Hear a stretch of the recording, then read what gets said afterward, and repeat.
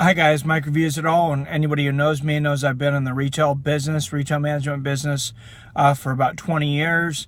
Obviously, I've been watching the Walmart, Amazon competition closely. Been watching Walmart for a long time, and I actually have a hypothesis that Walmart really helped to build Amazon.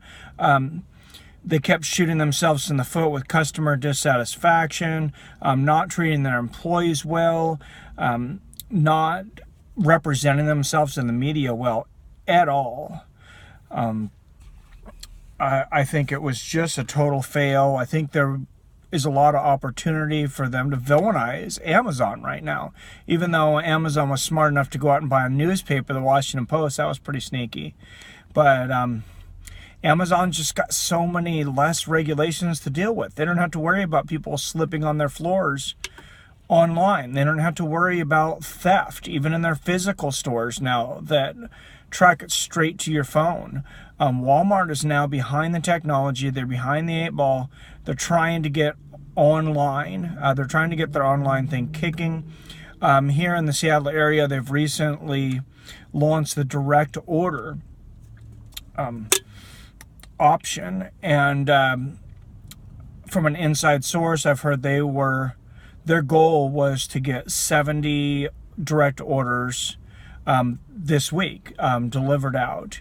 And literally 2 days in, from my knowledge, from what I heard, was there was one direct order fulfillment, and it was from an employee that just didn't feel like going shopping. So epic fail so far for Walmart on this front. I still like that Walmart employs physical employees. I like the physical brick and mortar structure. I don't know that that's going to ever exist in the way that it did. It's probably not going to exist in the way that it did. I hope that it doesn't mostly go away, but a lot of it's going to go away. I'd looked at opening up a new business in the next 2 years, physical brick and mortar business, and it's very, very hard right now. I'm here in Washington State. Minimum wage is going to be $13.50 in 2 years. So it's more expensive to get employees. Insurance is through the roof, liability insurance, besides all the regulations and things. And then people are shopping online. Obviously, I think the brick and mortar that are surviving right now and possibly thriving are the ones that are creating experiences. The grocery industry is just a complete cluster right now. It's just a mess. Albertsons, Safeways, at least on the West Coast, Walmart, even Winco, they've gotten in such aggressive price wars that they've dwindled their profit percentages to nothing and even negative quarters. Negative, not just negative sales, but negative profit percentages, profit quarters, and it's just a complete insane cluster of madness right now. I would not want to own a grocery store in this environment right now. It's a scary, scary time for grocery stores. But like I said, Walmart did it to themselves. I went into Walmart the other night, and I don't go in there very often, but I had 6 items, and it was at 9 o'clock at night, and I walked into my local Walmart in Lake Stevens, and there was 2 cashiers, and it was the night before school started here in the area, and both lines literally had about 15 people with carts full. I don't use self-checkout because I don't believe in self-checkout. I like human employment, but there was no self-checkout open even for that point. So my 50-pound bag of dog food went on the ground. I didn't break it open, but I dropped my stuff and I left. I was mad. I went to the local grocery outlet and walked into a line and walked straight out. I didn't even have to wait in line. They're very good about it. Very good about getting people in and out here. I don't understand why more people don't shop there.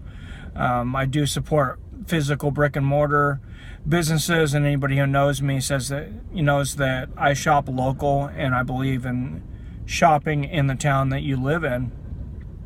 I do buy some things on Amazon, sometimes out of price, sometimes out of because I can't find them anywhere else, or it's really hard to find them somewhere else and I don't have the time.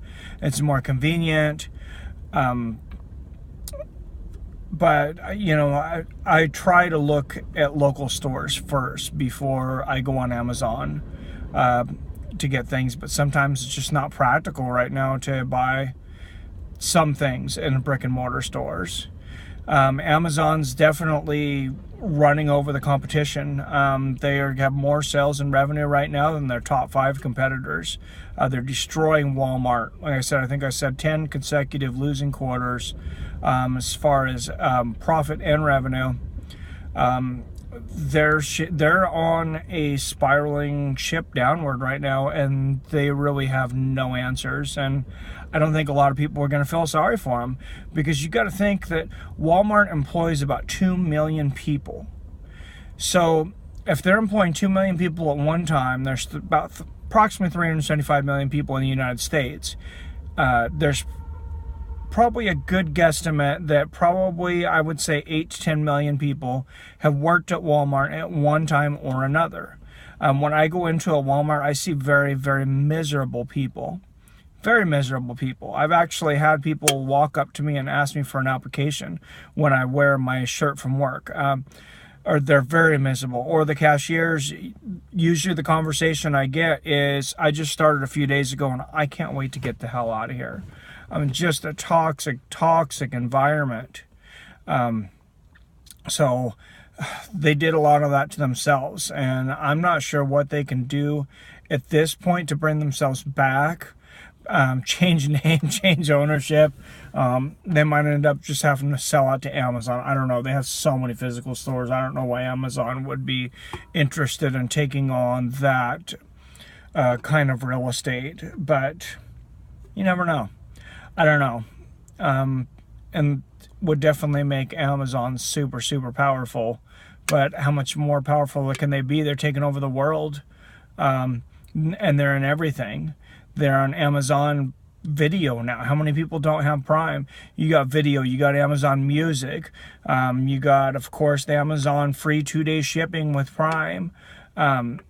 Makes it very, very hard. I don't know very many people under the age of 65 that don't shop on Amazon on a pretty regular basis.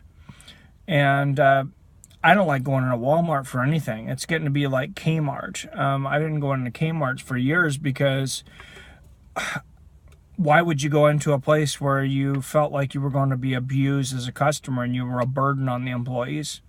That was the feeling that I got there. And that's the feeling that I'm starting to get when I go into a lot of Walmarts, is that they don't want you there. And why would I want to shop somewhere where they don't want me there? But Grocery Outlet's a great place. If you need to get groceries, Grocery Outlet's a great place. Winco seems to have, you know, really good selection, good customer service for what it is. You do have to bag your own groceries, but they're cheap. They're brick and mortar stores that treat their employees well and ethically. From what I see, I can definitely speak to that. With Winco, hadn't been there 16 years, and also getting some stock in that amount of time, employee-owned company, is a great experience for me. But Walmart, I can shed no tears for.